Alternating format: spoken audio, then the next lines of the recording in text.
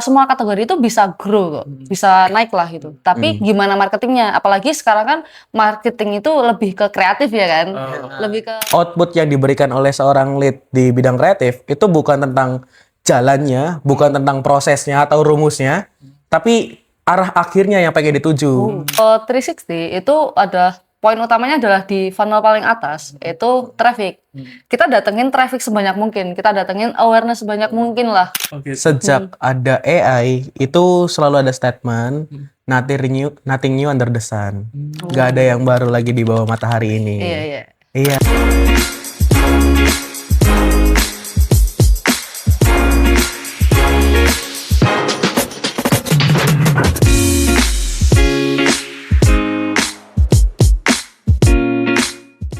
Oke, kita ketemu lagi dengan episode yang baru, gitu segmen baru. Apa tuh? Growpreneur ya namanya. Growpreneur. Oke. Jadi ini juga sebenarnya berdasarkan ya request dari partner sellernya GrowLab. Gitu ya, ada belasan sampai puluhan seller tuh nanyain. Kan selama ini kalian ketemunya tuh cuma Google Meet ya, di Google Meet. Benar. Tahu suaranya aja. Benar. Yang namanya Rafli itu seperti apa sih gitu. Yang namanya alam tuh seperti apa sih gitu. Benar. Nah, kita hadirkan memang di sesi baru ini gitu ya, untuk kita bisa lebih mengenal ya dan menjangkau teman-teman entrepreneur lainnya lah di luar sana gitu. Nah, kita mulai dari introduction dulu mungkin ya. Dari Rafli dulu. Ini kan di GrowLab as sosial media spesialis dan juga sebagai lead ya. Oh ya, sebagai lead. Kalau betul. Alam sebagai marketplace spesialis. Ya. Dan memanage teman-teman juga ya gitu ya. Nah, dari Rafli dulu nih, boleh di-share nggak sih Rafli? Dulu tuh emang udah memproyeksikan dirinya sebagai sosmed lead gitu ya. Waduh. Gimana itu? Langsung ya. Langsung ya. Iya, gimana? Boleh diceritain nggak? Sebenarnya kalau ngomongin tentang proyeksi diri jadi sosmed lead itu enggak. Karena dulu kan kuliah di jurusan HRD ya. Harusnya jadi HRD. Cuman waktu semester awal kuliah itu ngerasa kayak wah, ngurusin orang tuh kayaknya capek ya. Capek banget malah ngurusin penggajian, ngurusin tata kelola dengan buruh, itu wah cukup melelahkan Kak Sandi. Akhirnya aku decide buat jalanin hobi. Saat itu hobiku adalah menulis. Kita ngurusin website waktu itu. Aku pernah freelance di beberapa website media, tuh nulis berita. Itu seru banget. Cuman saat itu singkat cerita sering tengkar sama anak sosmed. Karena artikel yang aku tulis itu lama banget jadi ini loh konten. Itu kenapa lama banget, aku benci banget itu. Sering tengkar lah satu sama lain. Karena sering tengkar, akhirnya aku coba nyari peruntungan, lihat dari POV-nya sosial media.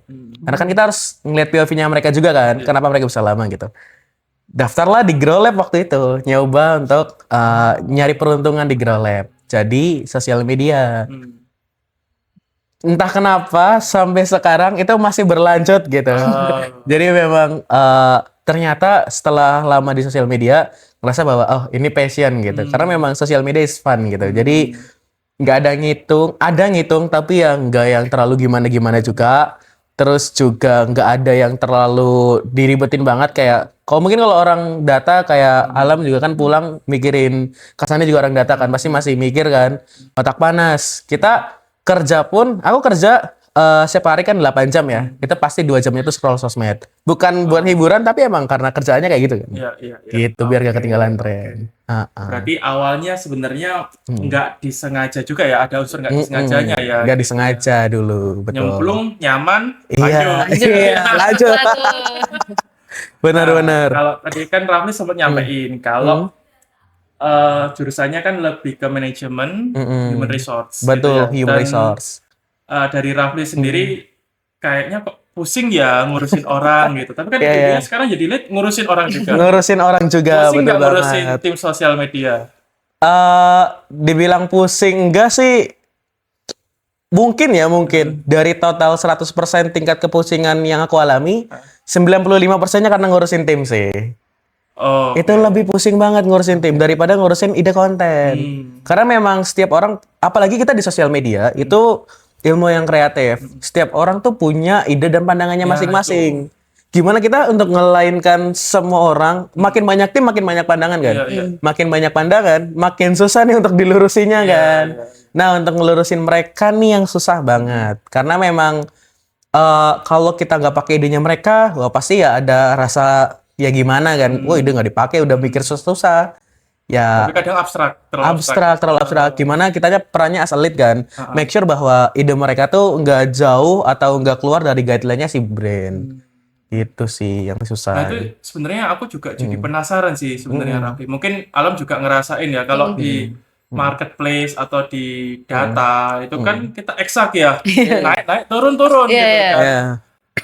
Istilahnya terukur Iya, gitu ya. benar. Semuanya itu clear gitu. Benar. Ya kan bisa dilihat Mm-mm. dan diperhitungkan bahkan di forecast ya Iya. utamanya Benar, gitu ya. benar. Tapi kalau di sosmed nih Iya. gimana ngasih guideline untuk kreativitas? Kreativitas sendiri itu kan cukup abstrak sebenarnya. Kreativitas itu Susah abstrak. dihitung kan. Benar. Kreatif yang menurutku kreatif belum tentu kreatif menurut Kak Sandi. Oke. Kreatif yang menurut Kak Sandi belum tentu kreatif menurut Mbak Alam. Iya. Iya. Jadi memang ada proporsinya masing-masing. Cuman untuk nyatuin ide atau membuat guideline dari sebuah kreativitas itu bukan tentang kayak pokoknya arahnya harus ke sana atau pokoknya arahnya harus ke situ, tapi tentang gimana caranya kamu lari ke arah manapun tapi finishnya tetap sama. Jadi output yang diberikan oleh seorang lead di bidang kreatif itu bukan tentang jalannya, bukan tentang prosesnya atau rumusnya, tapi arah akhirnya yang pengen dituju. Kalau misalkan emang kita pengen ke satu titik, kita sebutin titik itu secara spesifik, tapi jangan sebutin cara kesananya gimana. Karena cara kesananya setiap orang itu berbeda-beda. Kalau kita kasih tahu caranya, mereka nggak bisa kan. Karena memang kreativitas tuh emang abstrak. Jalan yang menurutku lurus, menurut mereka nggak lurus. Iya. Jadi ya udah terserah kalian mau arahnya kemana. Tapi yang penting titiknya tuh udah ditentuin sama si leadernya itu. Cuma tentu si leadernya harus ngasih tahu juga. Kalau ternyata melebarnya udah terlalu jauh, itu perlu ditarik sedikit gitu. Gitu. Meskipun udah dijelasin Raffi, masih tetap abstrak sih di aku ini ya. Iya ya, memang abstrak. Menjelaskan kreativitas untuk hal yang abstrak tuh sulit sih memang. Logikanya memang gak dapat ya data dengan kreatif itu. Iya. Nah, lanjut Iya. mungkin ke Alam nih. Mungkin boleh Iya. share juga Alam, gimana kamu perjalanannya bisa kok nyemplung ke marketplace nih gitu ya. Dari awal kamu kuliahnya IT ya Alam ya atau Iya. apa ya? Boleh diceritakan nggak? Oke. Nah, dulu tuh kenapa aku bisa nyemplung ke bisnis itu dari kecil emang suka bisnis. Keluarga juga punya bisnis ya, kayak ya udah toko kecil-kecilan gitulah, bantuin dan sebagainya. Hanya di situ suka sama bisnis. Bahkan dulu aku kecil itu, kalau misalnya aku lagi pengen sesuatu, itu aku pasti kayak ngajak teman-temanku. Jadi aku dulu bikin kayak rumah-rumah dari kardus gitu loh, Mas. Jadi kan ada waktu itu musimnya ini apa boneka Barbie-Barbian waktu kecil. Nah, kan nggak punya teman cewek ya. Temanku cowok semua. Nah, teman adikku cewek-cewek semua. Kemanfaat lah teman adikku tuh.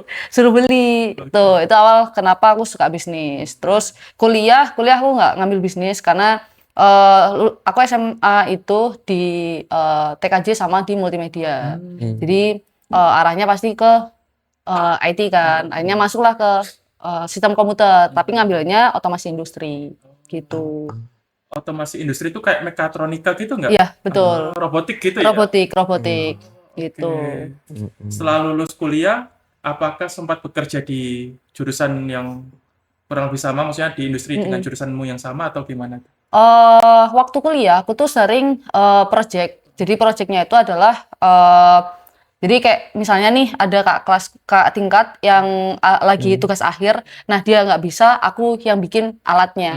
Jadi kayak apa ya, joki-jokian, Iya, iya. proyekan lah gitu. Nah masuklah di situ, seneng sebenarnya, cuma nggak tahu kenapa temanku itu ngajak, ayolah kita kayaknya perlu berbisnis dan sebagainya lah. Masuklah ke situ, terus dapat tawaran kerjaan, ya udahlah masuklah kecimpung di situ lebih dalam. Nah yang project ini udahlah akhirnya ditinggal kan. Gitu.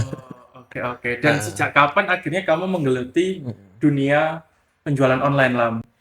Sebenarnya aku udah mulai dari COVID itu berarti 2020-an ya, 2020 2021. Nah, mulai dari situ aku mulai masuk ke e-commerce. Awalnya tuh gimana kok bisa masuk ke e-commerce? Kok tiba-tiba berjualan online gitu? Nah, awalnya itu dulu kan masa-masa apa ya? Masa-masa Covid kan masa-masa paling bawah lah ya. Iya. Semua kan berdampak. Nah, itu aku jadi ini dropshipper. Aku jadi dropshipper. Habis itu dapat kerjaan sama temanku ngehandle satu brand lah gitu. Nah, aku daftar kerja di situ, keterima, akhirnya udah masuk. Gitu. Oke. Dan dari situ berlanjut, akhirnya sekarang jadi bagian dari Growland Iya, gitu ya. betul. Oke. Menarik. Nah, Menarik kalau ya. dari Alam sendiri ada challenging nggak tertentu yang dirasakan dalam memanage mungkin tim sekarang gitu kan? Kan kalau Rafli tadi udah share juga kan bahwa Benar. kreativitasnya ini kadang absurd ya. Iya. Abstrak banget. Bener, abstrak banget memang. Nah, kalau dari Alam tentu kan beda kan. Kalau Rafli kan lebih ke sosial media kreatif. Kalau Alam nih menurutku sih kalau marketplace cukup data driven ya gitu, dan juga semuanya bisa di tracking lah, di monitoring ya kan gitu. Kalau dari kamu sendiri ada sebuah challenge tertentu nggak gitu? Kalau challenge-nya banyak sih ya, karena biasanya orang yang masuk ke data itu kan biasanya ya mencoba untuk masuk ke data gitu. Kita harus ngasih jalur lah. Beda kalau Rafli kan ya udahlah kamu mau kemana gitu, terserah, yang penting ujungnya seperti ini. Nah, kalau kita kan orang data harus tahu step by step-nya gitu kan, ngitungnya gimana, nginputnya gimana, caranya gimana gitu. Rasain ya. Nah, itu yang dirasakan. Nah, kayak gitu sih. Jadi challenge-nya adalah harus ngasih tahu ke teman-teman gimana buat arah ke sini nih, bisa misalnya Jalannya kayak growth 30%, 30%, breakdown dong dari mana aja channelnya gitu. Bener. Jadi harus tahu kayak promosinya harus modelnya kayak gimana. Sebenarnya sama sih ke kreativitas juga. Cuma kan arahnya lebih ke data ya. Yang banyak sih data. Iya. Nah, ini aku lebih relate nih sama Beda banget ya. Memang beda banget sih dari sama sosmed itu. Karena kalau dari aku sendiri, karena kan aku juga orang data sebenarnya gitu. Aku tuh ketika ada satu titik how to-nya gimana, dan kalau aku punya tim, aku akan share step by step-nya gitu. Langkah pertama, langkah kedua, langkah ketiga gitu. Sehingga aku harapannya tim ini bisa berjalan bersama-sama ya, berirama gitu. Iya, ada iramanya. Gitu. Cuma kalau kreativitas kayaknya kalau saklek kayak gitu takutnya nanti output akhirnya sama semua ya. Output akhirnya sama semua, bagus-bagus semua, jelek-jelek semua gitu. Terlalu kaku nggak sih? Terlalu kaku, Gitu ya. Kontennya nanti di depan kamera terus ini promosi makanan semua gitu. Kalau terlalu terlalu saklek ya. Benar-benar. Gitu. Nah, sebenarnya aku pengen lanjut ke topik berikutnya nih kan. Kalau dari Rafli sama Alam kan udah handle puluhan mungkin bahkan hampir ratusan teman-teman UMKM ini ya gitu ya.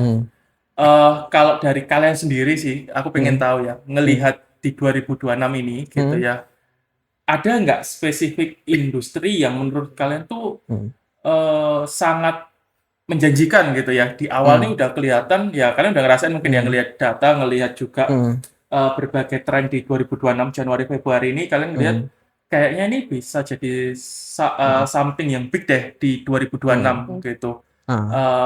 Mungkin dari Alam dulu terus nanti ke Rafli ya, karena kalau dari Alam kan banyak berkaitan dengan berbagai industri juga ya langsung ya gitu. Kalau dari kamu sendiri ada pandangan nggak, Lam, atau menurutmu justru kayak kayaknya semua industri ya sebenarnya tergantung gimana kita cara marketingkannya misalkan gitu kan, sebuah statement yang sangat basic gitu. Kalau dari kamu sendiri gimana, ada pandangan tertentu mungkin, Lam?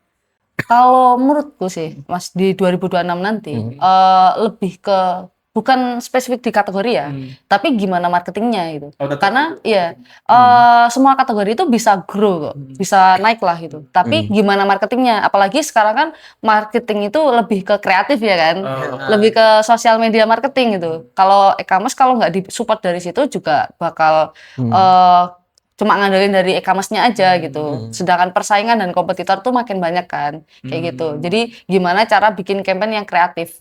Itu sih. Nyambung ke kreatifnya ya. Iya, nyambung ujungnya kreatif ya. Iya, sebenarnya kalau kita ngeliatin industri apa yang akan naik di 2026, kalau di POV-nya sosial media, semua akan naik. Oke. Sejak ada AI itu selalu ada statement nothing new under the sun.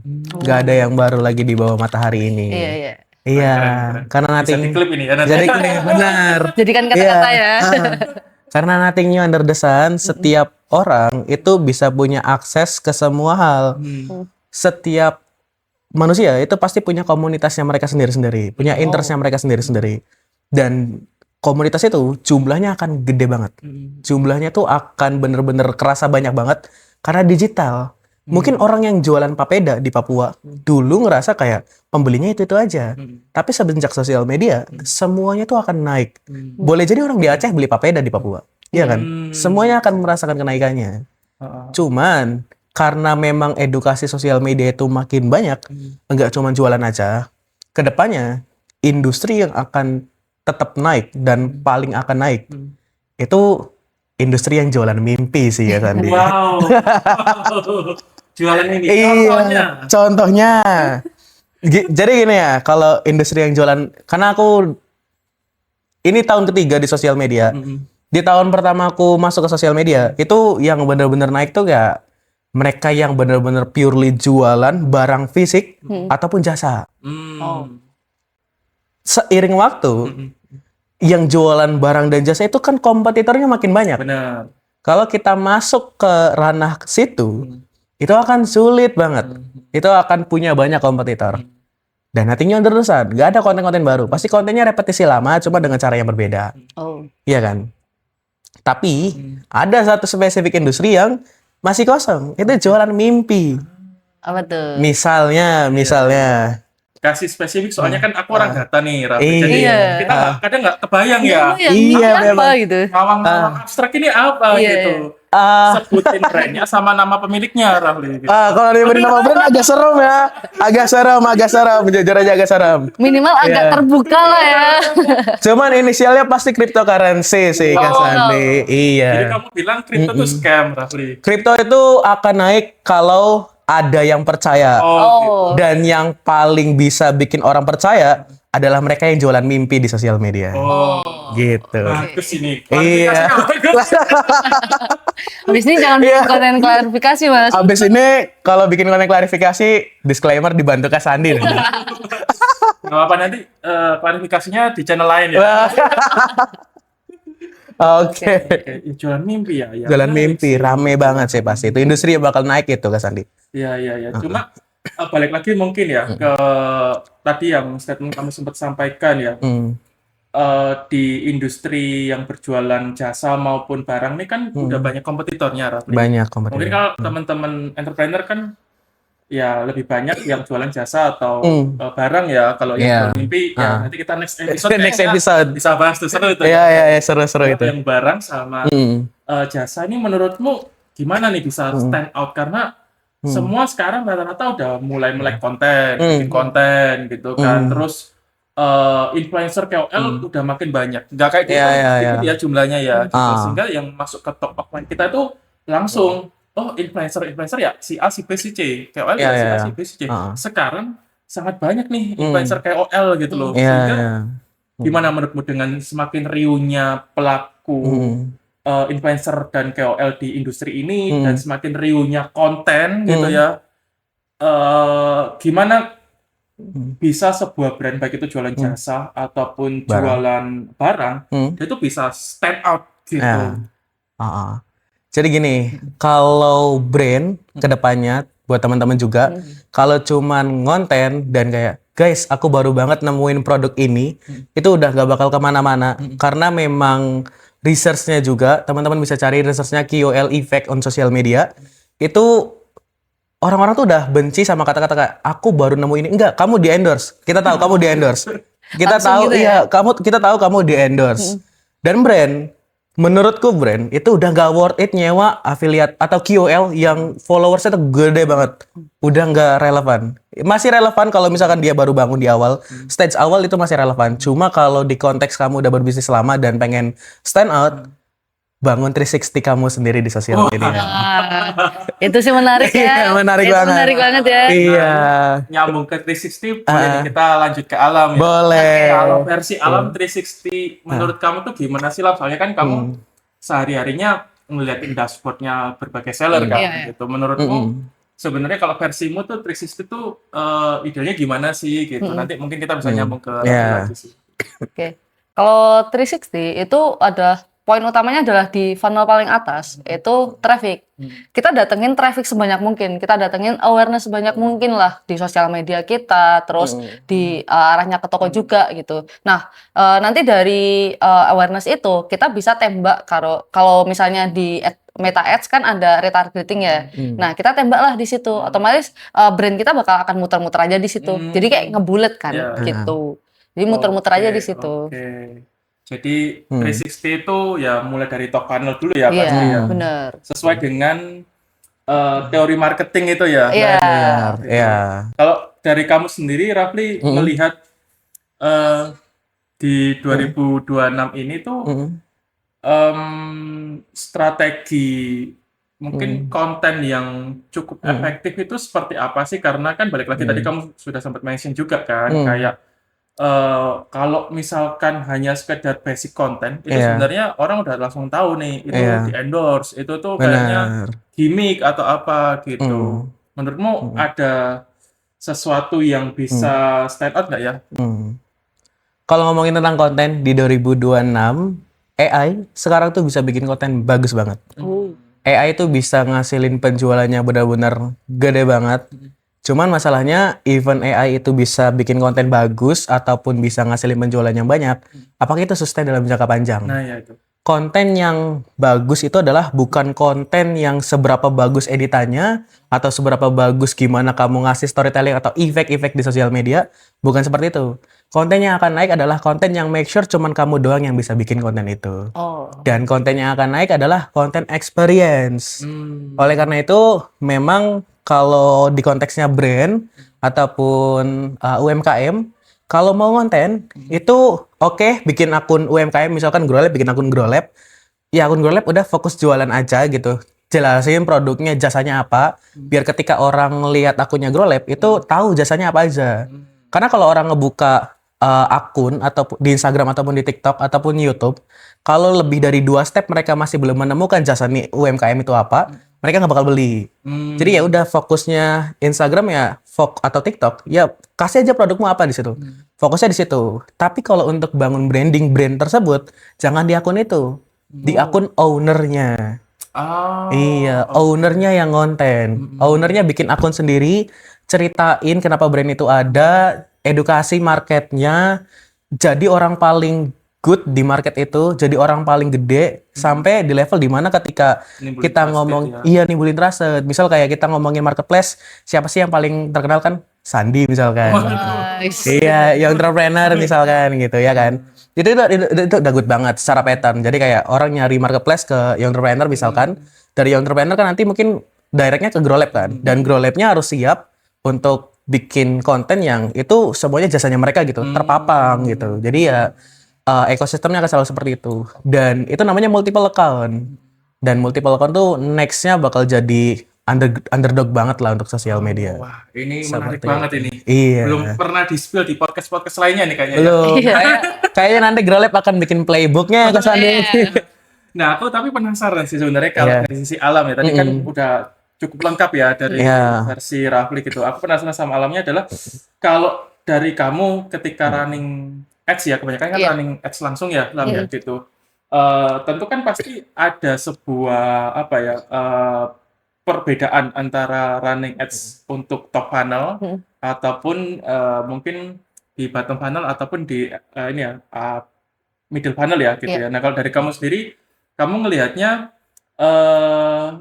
seberapa gini? Kamu percaya bahwa sebenarnya kalau teknik iklannya biasa aja, tapi kontennya winning, hasil iklannya bagus. Atau kamu percaya kayak nggak bisa, dua-duanya harus bagus, teknik iklannya bagus, kontennya juga harus winning. Atau kamu percaya bahwa satunya lagi adalah oke, kontennya itu B aja nggak apa-apa, yang penting teknik iklannya harus benar dulu nih, sehingga jadi bagus hasilnya.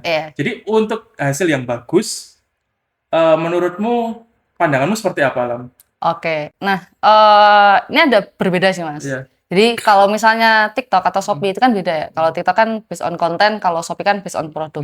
Ya kalau misalnya di Shopee harus teknikmu baru. Habis itu ketika udah bagus dioptimasi dari produknya gitu. Tapi kalau di TikTok atau di sosial media lah ya, itu kontennya dulu. Kalau kontennya itu udah bagus, baru benerin tekniknya. Soalnya apa? Materi iklannya kan dari konten ya. Ya. Kalau kontennya materi iklannya nggak menarik, tekniknya bagus, orang juga akan nge-skip gitu. Nggak Orang nggak akan konversinya ngeklik. ya. Iya bener, konversinya kecil banget. Tapi kalau dari kontennya udah bagus, nanti teknisnya itu try and error aja gitu. Kita coba-coba pakai target reach atau video views, terus kita tembaklah ke ini konversi dan sebagainya. Nah kayak gitu. Oke. Jadi istilahnya bahan bakarnya harus bagus dulu nih. Bener. Gitu ya. Jadi jangan asal pasang-pasang ads aja gitu. Nah itu, Iya, itu benar, yang sering benar. terjadi. Sering terjadi ya. Itu yang sering terjadi. Oke. Kalau dari kamu so far Lam melihat di 2026 ini, menurut kamu ya kalau tadi kamu sampaikan industri rata-rata naik lah ya, cuma Iya. tergantung gimana cara marketingnya kan. Benar. Gitu. Cuma kalau dari kamu sendiri, kamu dikasih modal besar gitu Lam gitu untuk berinvestasi di sebuah industri gitu. Kira-kira kamu akan investasi kemana atau akan memfokuskan diri kemana Lam? Agak susah ya, agak susah ya. Agak susah ya. Ya misalkan Kalau kamu ada kesempatan, stok unlimited lah ini ya. Unlimited money ya. Amin dulu. Kira-kira preferensi lu kemana Lam? Gitu. Kalau preferensi, aku lebih suka ke home decor. Oh, Kenapa? home decor. Ya, home decor itu. Oh itu ada klien kita juga ya. Oh, iya. Inspirasi dari situ jangan-jangan. Oh iya. Nah, home decor itu satu kategori yang dia itu apa ya? Nggak saklek gitu. Nggak saklek, Mas. Karena dekorasi rumah itu pasti ngikutin dari apa yang terjadi di sosial media kan. Jadi kita tuh bakal terus update gitu. Jadi menurutku home decor itu satu kategori yang asik buat dimainkan gitu. Karena kalau kita mau samaan dengan komentar itu agak susah. Karena kan kita punya ciri khas masing-masing Iya, ya kan. iya. Nah, gitu. Itu bagus sih. Oke, home decor ya. Home Oke. decor. Kamu jangan-jangan kalau di Shopee suka check out-nya juga home decor. Iya juga sih ya. Oke, nah kalau dari Rafli nih, aku pengen tanya juga sih Rafli, sebelum nanti kita ke ini ya segmen terakhir ya. Segmen gitu ya. ya, oke. Aku mau tanya kalau dari sisi kamu, menurutmu kalau ada entrepreneur mau memulai bisnis, ya kan, memulai bisnis di TikTok gitu ya, sejauh ini gitu, itu better apakah memang dia harus istilahnya ya memang konten sangat diperlukan ya. Cuma Benar. kayak contoh lah pasukan afiliator itu kan juga sangat-sangat diperlukan ya sekarang Iya. gitu. Cuma untuk brand baru tuh kan kayaknya nggak gampang ya Rafli ya untuk Benar. dapat menarik afiliator banyak gitu kan. Iya. Nah menurutmu ada tips dan trik nggak sih untuk para inilah TikTok seller yang baru-baru ini gimana untuk bisa nge-guide afiliator-afiliator, karena kita kan juga sebenarnya ada ya akun affiliate ya, kita dapat Benar, kita punya perspektif affiliate sebaliknya sendiri. lah ini gitu. Benar. Menurutmu gimana Rafli? Kalau dia seller baru dan mau jualan di TikTok, memang pattern paling lengkapnya adalah pertama dia ngonten di diri dia sendiri, di akunnya sendiri. Tapi kan biasanya malu Rafli. Malu, ya benar. Kayak aku kan awal-awal malu. Ya malu ya Mas, malu benar-benar. Kalau malu memang harus kita pakai pasukan sales digital atau afiliator. Oh. Nah, afiliator itu ya cara nyarinya dua hal. Ada cara yang konvensional sama ada cara yang lebih modern lah. Kalau cara yang konvensional tapi kelihatan efektif, ada salah satu company atau mungkin UMKM bisa disebut, itu tuh mereka jualan juga, tapi mereka make sure setiap karyawannya ataupun orang terdekatnya jadi afiliator. Jadi afiliatornya dimulai dari lingkaran mereka sendiri dulu. Menarik sih. Dan ketika mereka sudah kuat ekosistemnya dari kuat nih bukan berarti udah punya penghasilan jutanya. Semuanya udah bisa berkeranjang kuning, udah jualan, itu ya udah muter di situ dulu aja, fokus di situ. Banyak-banyakin afiliator, ini mungkin agak ortodoks ya, mungkin agak beda sama orang lain sih. Orang lain mungkin kayak afiliatornya sebanyak-banyaknya. di pendapatku kalau misalkan dia brandnya masih baru dan pengen mulai dari afiliator dan udah punya pasukannya sendiri, yaitu dari karyawannya sendiri atau orang terdekatnya, mereka dulu aja yang muter-muter di situ, muter-muter di situ aja, habisin uang ads-mu ke afiliator itu dulu aja dan banyak-banyakin, main kuantitas dulu aja karena memang 2026 kan konten tentang kuantitas ya. Iya. Itu cara yang bisa dibilang konvensional lah. Tapi kalau mau cara modern, banyak sih penyedia komunitas afiliator sebenarnya Kak Sandi.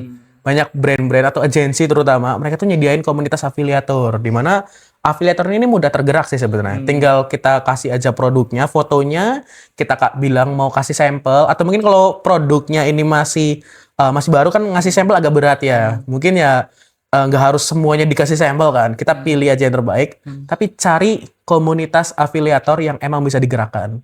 Komunitas sekarang banyak banget. Grow Lab juga sekarang ada kan, Grow Lab Affiliate Movement. Itu banyak affiliate-affiliate-nya juga yang bahkan udah teredukasi di sana ya Kak Sandi. Iya, jadi memang selalu diedukasi oleh Rafli ya.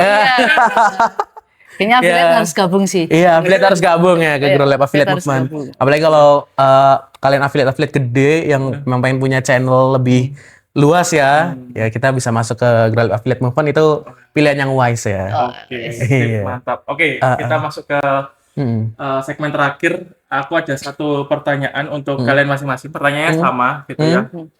Nanti mungkin dari Alam dulu, terus Boleh. ditutup sama Rafli gitu ya.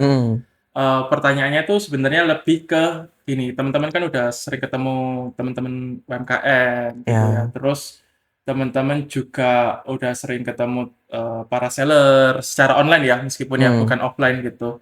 Nah, kita nggak ngomongin lagi teknis mungkin ya, teknis udah sering kita bahas juga di podcast-podcast sebelumnya dan tadi sudah kita bahas sedikit juga gitu ya. Tapi aku lebih pengen tahu dari kalian setelah menjalani puluhan sampai hampir ratusan brand dan industri gitu, sebenarnya kalau menurut kalian seller yang akhirnya atau brand owner yang akhirnya bisnisnya itu bisa grow 2 kali, 3 kali, 4 kali, 5 kali gitu ya, atau bahkan nyampe 10 kali gitu ya, ada satu brand yang kita bisa grow juga sampai hampir 10 kali, itu ciri-cirinya, benang merahnya punya mindset seperti apa sih? Dan ketika kalian berbisnis gitu ya, apa yang akhirnya kalian akan pegang banget dari hasil pembelajaran itu setelah discuss tiap bulan ya kalian ya sama berbagai business owner, terus tiap hari, tiap minggu selalu ada diskusi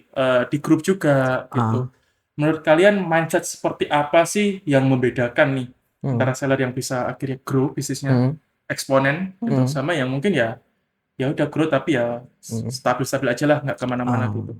Mungkin dari Alam dulu gitu. Oke, kalau bisnis yang grow itu biasanya nguasain 360-nya tadi. Jadi ngikutin behavior orang-orang tuh kayak gimana sih sekarang gitu. Jadi strateginya tuh nggak terlalu kuno gitu loh. Kalau kuno kan ya udah kita bikin voucher, kita bikin flash dan sebagainya. Tapi gimana caranya campaign itu menarik buat orang tuh lihat dan orang tuh tahu. Itu sih, itu yang bakal grow. Tapi untuk business owner yang kayak ya udahlah ngikutin apa yang terjadi sekarang, nah itu agak susah buat grow jauh lebih dari saya yang sekarang ya gitu.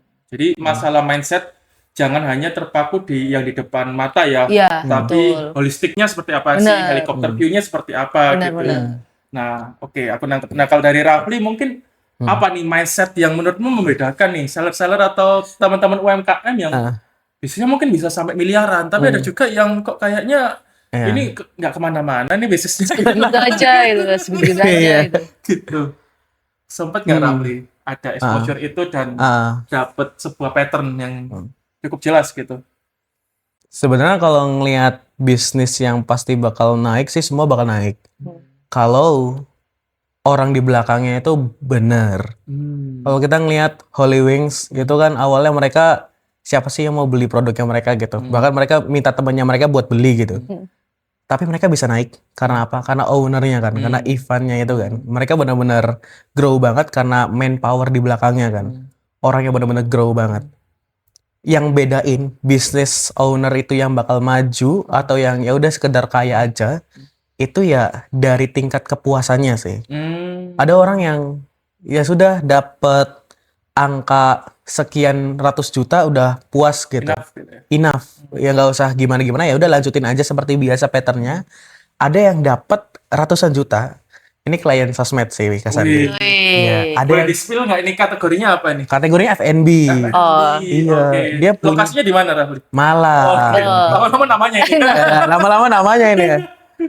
Karena aku manling ngobrol lama sama dia dan dia juga mungkin cocok ya ngobrol jadi sering teleponan juga. Setiap kali dia punya income yang di luar dari bare minimum dia, misalkan kayak misal contoh aja ini teman-teman. 100 juta nih untuk menghidupi bisnis operasionalnya dan kehidupannya dia pribadi. Kalau udah di atas 100 juta, yang pertama kali dipikirin sama dia adalah F&B mana lagi yang biasa diakuisisi gitu. Wow. Iya, dia mikirnya seperti itu. Jadi orang-orang seperti dialah yang high risk, high return juga. Memang walau banyak turunnya ya, tapi Keterlaluan. iya, tapi memang namanya berbisnis ya. Namanya berbisnis pasti ada naik turunnya kan. Nah, ngomong-ngomongin soal itu, dulu Kak Sandi ini sedikit cerita add on cerita tambahan sih. Oke. Jadi ngomongin tentang mindset business owner, kalau tadi aku ngomong kayak mindset orang tuh yang bakal maju itu yang nggak cepet puas. Dari aku sendiri dulu punya mindset yang cepet puas banget. Tahu Bitcoin Kak Sandi? Tahu. Harganya sekarang berapa? Hampir 1 miliar ya. Iya. Dulu aku punya 3.000 Bitcoin. 2012. Tapi aku beli buat cash PB. Main game waktu itu. Andai waktu itu aku nggak berpuas diri dengan game yang aku mainin, kaya ya. mungkin aku akan jadi kliennya Growlab sekarang. Iya, di Dubai mungkin sekarang. Tapi memang setiap orang pasti di awal karir stage hidupnya, kecuali kalau dia anaknya konglo ya Kak Sandi, mungkin dia dapat edukasi yang lebih bagus lah. Pasti akan ada titik di mana dia ngerasa puas sama sesuatu. Oh, udah punya pekerjaan tetap, udah jadi lead marketplace. Oh, Ya, iya. udah kayak wah, enough lah tinggal menikmati hidup. Nah, itu pasti dia akan stuck sih. 10 sampai 20 tahun ke depan dia pasti akan ngerasa kayak kenapa dulu nggak kayak gini ya? Nah, business owner yang ngerasa kayak udah punya pendapatannya settle, harusnya itu adalah orang yang paling khawatir karena 10 sampai 20 tahun ke depan dia pasti akan menyesali sesuatu. Pasti dia akan menyesali sesuatu. Nah, itu yang nggak disadari oleh banyak orang. Gitu sih. Iya. Dan aku jadi keinget ya suatu quotes ya. Waduh, apa? Apa tuh quotes-nya? Ditulis, Apa guys. quotes-nya gitu Iya, ya. siap-siap dicatat.